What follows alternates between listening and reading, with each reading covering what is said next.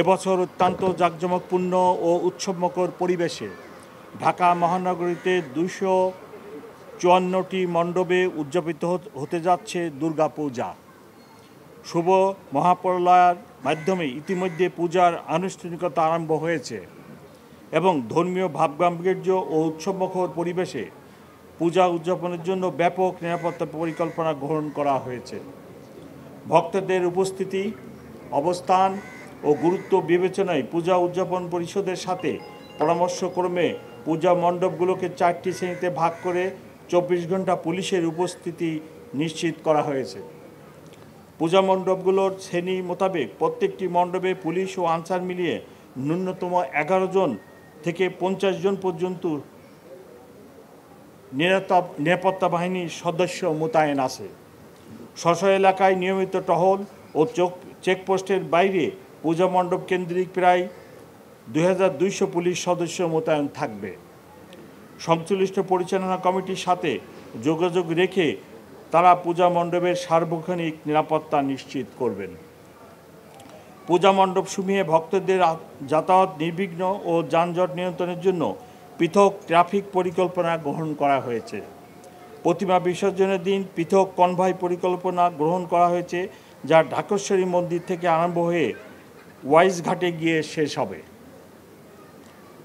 বিসর্জন শোভাযাত্রা নির্বিঘ্ন করতে অতিরিক্ত আরও প্রায় 2400 ফোর্স মোতায়েন থাকবে। এই উপলক্ষে পলাশীর মোড়, রায়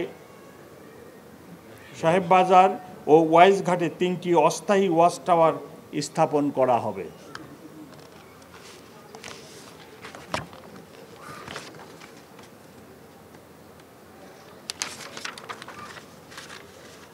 দুর্গাপূজা চলাকালীন সময় আইনশৃঙ্খলা সমুন্নত রাখতে নিয়মিত পুলিশের পাশাপাশি সাদা পোশাকে গোয়েন্দা পুলিশও মোতায়েন থাকবে।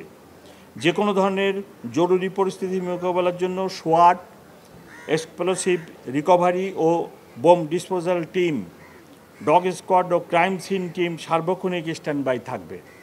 প্রতিটি মণ্ডপে পুলিশের পাশাপাশি স্বেচ্ছাসেবক নিয়োজিত থাকবেন।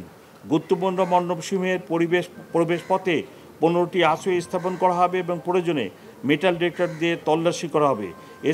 এছাড়া সিসি ক্যামেরার মাধ্যমে মণ্ডপের আশেপাশে পুলিশি নজরদারি থাকবে। সমাজ কল্যাণ মন্ত্রণালয় থেকে প্রতিটি পূজা মণ্ডপে ওনাদের লোক নিয়োগ করবেন।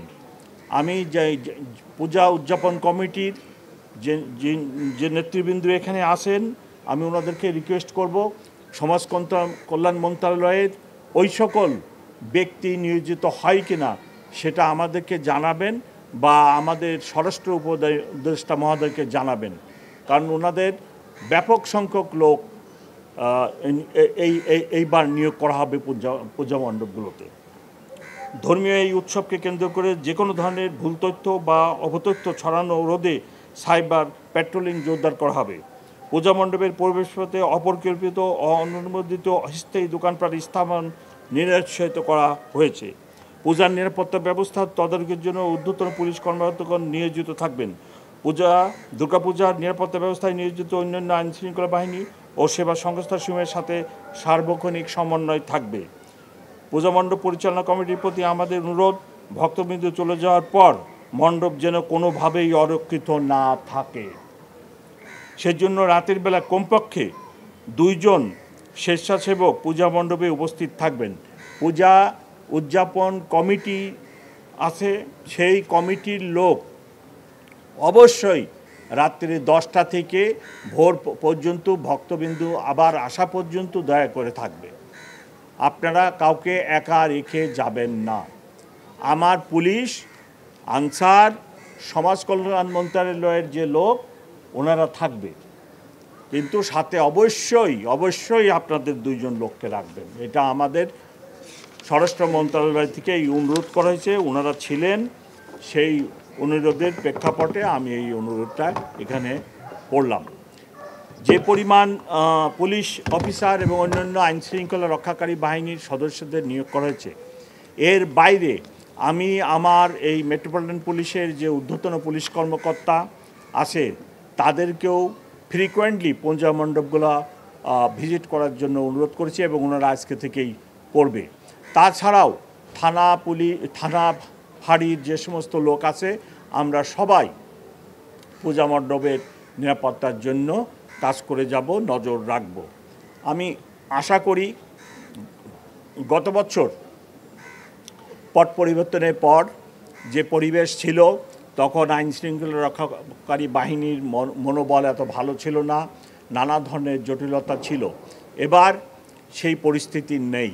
এবার আইন শৃঙ্খলা রক্ষাকারী বাহিনীর লোকজন, বিশেষ করে ঢাকা মেট্রোপলিটন পুলিশের সদস্যবৃন্দ সুসংগঠিত হয়ে গেছে। পূর্বের নেই আমরা কাজ করতেছি এবং কোনো রকম কোনো সমস্যা হবে না। আমি আশা করি নিরাপত্তাজনিত কোনো ঘটনা ঘটবে না। তবে সবসময় দুষ্কৃতিকারী থাকে, সব সমাজেই থাকে, সব দেশেই থাকে। সেই দুষ্কৃতিকারীদের হাত থেকে আমাদের এই উৎসব যাতে সুরক্ষিত হয়, তারা যাতে কোনো রকম কুমতলব বাস্তবায়ন করতে না পারে, তার জন্য আমাদের যেরকম সজাগ থাকতে হবে, তেমনি পূজা উদযাপন কমিটির লোকজনকেও আমি রিকোয়েস্ট করব আপনারাও সজাগ থাকবেন, কোনো দুষ্টু ব্যক্তি যেন কোনো দুষ্টামি করার সুযোগ না পায়। আমি সকলকে অনেক ধন্যবাদ জানাই। সাংবাদিক ভাই বোনেরা এখানে আসছেন কষ্ট করে গরমের মধ্যে, তার জন্য আমি আপনাদের নিকট কৃতজ্ঞ। সকলকে ধন্যবাদ জানিয়ে আমার বক্তব্য শেষ করছি। খোদা হাফেজ। রাজধানীতে এবার কয়েকটি পূজা মণ্ডপ ঝুঁকিপূর্ণ হিসেবে চিহ্নিত করা হয়েছে, আর গেলবার যে নিরাপত্তা ব্যবস্থা নেওয়া হয়েছিল এবার কি একই রকম থাকছে কিনা? আমরা যতটুকু জানতে পেরেছি জাতীয় নির্বাচনের আগে এই উৎসব ঘিরে এক ধরনের ঝামেলা তৈরি করে একটি আশঙ্কা রয়েছে। 89টি অধিক ঝুঁকিপূর্ণ, 89টি। আর একটা কি 89টি ঝুঁকিপূর্ণ হিসেবে অধিক ঝুঁকিপূর্ণ। আর যেটা বলা হচ্ছে যে এবারের উৎসবটা একটি বাড়তি নিরাপত্তা ব্যবস্থা নেওয়া হচ্ছে এই কারণে জাতীয় নির্বাচনের আগে এই উৎসব ঘিরে এক ধরনের ঝামেলা করার একটি পায়তারা চক্রান্ত আশঙ্কা করা হচ্ছে গোয়েন্দা সংস্থাগুলোর কাছ থেকে। সেক্ষেত্রে আপনি কী ধরনের ব্যবস্থা নিচ্ছেন? আমাদের যথেষ্ট ব্যবস্থা আছে, কেউ কোনো দুষ্টামি করার সুযোগ পাবে না। দুষ্টামি করলে আমরা সম্মিলিতভাবে সেটা মোকাবেলা করব এবং তাদেরকে আইনের আওতায় আনা হবে। আপনারা দেখছেন আমরা অনেক ভালো কাজ করতেছি। রিসেন্টলি ঢাকা ইউনিভার্সিটি ডাকসুর নির্বাচন নিয়ে কত কথা শোনা গেল। আমরা রাতভর কাজ করে, দিনভর কাজ করে সেগুলো খুব সুন্দরভাবে সম্পন্ন করছি এবং আমি আশা করি আমার অফিসাররা পূজার এই দায়িত্ব নিশ্চিতভাবে সুন্দরভাবে পালন করবে এবং কোনো অসুবিধা না। ইভেন আমি আমার যে সমস্ত অফিসার এই পূজা মণ্ডপ নিয়োজিত আছে তাদের থাকা খাওয়ারও এবার আমি সুবন্দোবস্ত করছি, যেটা অতীতে আর কখনোই করা হয়নি, যাতে তাদের কোনো অসুবিধা না হয়। সো তারা সুন্দরভাবে ডিউটি পালন করবে। সে থ্যাংক ইউ ভেরি মাচ। জি না থ্যাংক ইউ। না, ওখানে ডিপ্লয়মেন্ট বেশি আছে তো, ডিপ্লয়মেন্ট বেশি আছে। আচ্ছা, থ্যাংক ইউ ভেরি মাচ। চলো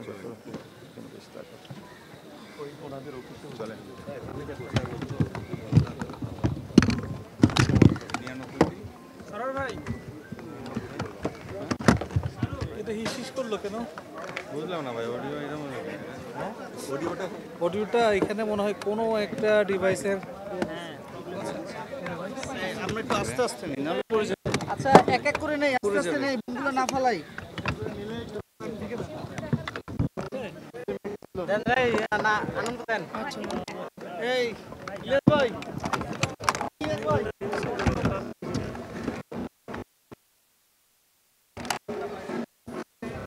কই বুম আমার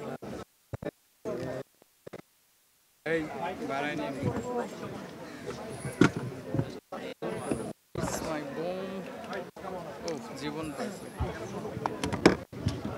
গরমে একাকার গাড়ি চলে আসছে।